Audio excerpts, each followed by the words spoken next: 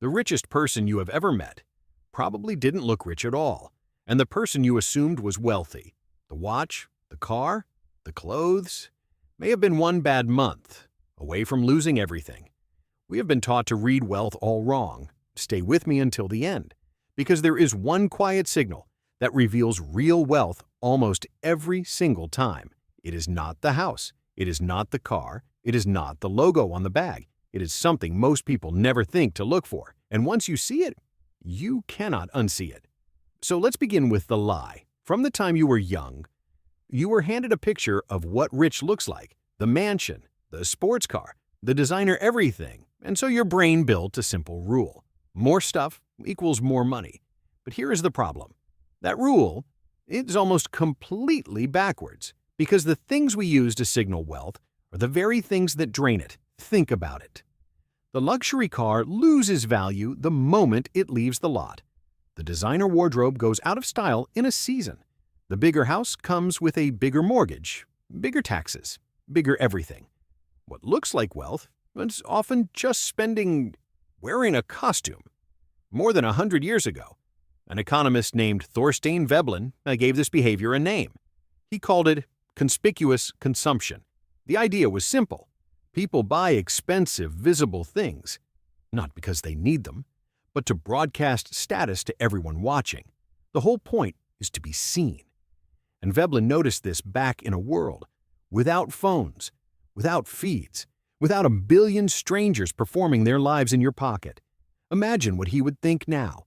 Today, the pressure to look rich has never been higher. Oh, and the gap between looking rich and being rich has never been wider.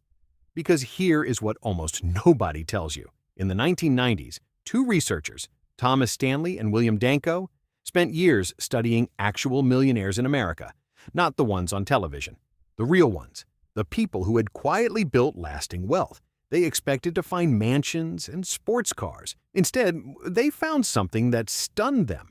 Most of the millionaires lived in ordinary middle-class neighborhoods. They drove used cars. They wore unremarkable clothes. They did not look like millionaires at all. The wealthy people were hiding in plain sight, and the flashy ones, the high incomes, the luxury everything, often had shockingly little real wealth underneath. Stanley and Danko even had a name for them: under accumulators of wealth, people who earn a fortune and keep almost none of it. So, how did the quiet ones do it? They lived below their means. They valued financial independence more than they valued looking impressive. And every dollar they didn't spend on appearances, they sent off to work for them instead. Which brings us to the part most people get completely wrong about money. Real wealth is invisible. The writer Morgan Housel said it best. Wealth is what you don't see. Think about that. The expensive car you can see, the big house you can see, the designer outfit you can see. But the actual wealth, the investments, the assets, the freedom, the money quietly compounding in the background, you can't see any of it. By definition, the moment money becomes wealth, it disappears from view. The car in the driveway is not wealth. It is the wealth that was spent and is now gone. So when you look at someone covered in luxury and you think, they must be rich, you might be looking at the exact opposite. You are seeing the money that left their life, not the money that stayed. But here's the deeper question.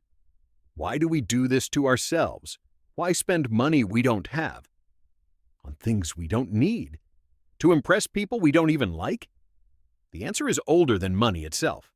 For most of human history, your survival depended on your status in the group. Where you ranked decided whether you ate, whether you were protected, whether you belonged. So your brain evolved to care deeply about how others see you. And that ancient wiring is still running inside a modern world designed to exploit it. Every advertisement, every influencer, every perfectly staged photo is pulling on that same ancient string. Look successful. Look like you've made it. Look, you're rich. And the cruel irony is this. The harder you work to look rich, the longer it takes to actually become rich. Yeah, because every dollar spent on the appearance is a dollar that can never grow. So let's go back to that one quiet signal I promised you, the thing that reveals real wealth. Almost every time, it is not what a person buys. It is what a person doesn't need to buy. The genuinely wealthy rarely feel the urge to prove it. They are not performing for the room. They are not anxious about the logo. They have quietly stepped off the stage entirely. Watch for the person who could clearly afford the flashy thing and simply chooses not to, who seems strangely free of the need to impress, who is calm, where others are performing. That calm is the signal, because real security never needs an audience. So here is what this means for you the next time you feel the pull.